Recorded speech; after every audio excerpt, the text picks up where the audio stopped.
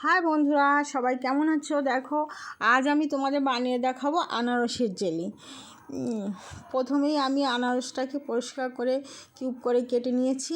এরপর এটাকে ব্লেন্ড করে নেব। হাফ কাপের মতন জল দিয়েছি। দেখো, আমার জুসটা রেডি হয়ে গেছে। এখন এই জুসটাকে আমি ছেঁকে নেব। ছেঁকে সরাসরি আমি এটা চুলায় দিয়ে দিচ্ছি। এরপর এটাকে চুলার আঁচ বাড়িয়ে 2-3 মিনিটের মতো ফুটিয়ে এর মধ্যে দিয়ে দেব পরিমাণ মতো চিনি। আমি 4 টেবিল চামচের মতো চিনি দিয়েছি, তো পরিমাণ মতন দিয়ে নেবে।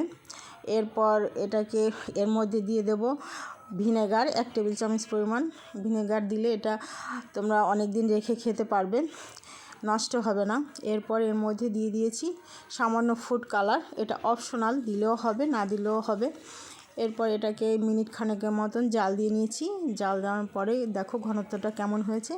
এই পর্যায়ে দিয়ে দেবেন আগার আগার পাউডার। আমি 1 চা চামচের আগার আগার পাউডারের মধ্যে 1 চা চামচ পরিমাণ জল দিয়ে গুলিয়ে এর মধ্যে দিয়ে মিনিট খানেকের মতন আবার ফুটিয়ে নিয়েছি। দেখো, আবার রেডি হয়ে গেছে আমার জেলিটা। এটাকে দেখতে এই পর্যায়ে পাতলা মনে হচ্ছে, কিন্তু এটা ঠান্ডা হয়ে গেলেই সুন্দরভাবে সেট হয়ে যাবে। দেখো, আমার জেলিটা তৈরি হয়ে গেছে, কত সুন্দর হয়েছে। অবশ্যই তোমরা বাসায় ট্রাই করো।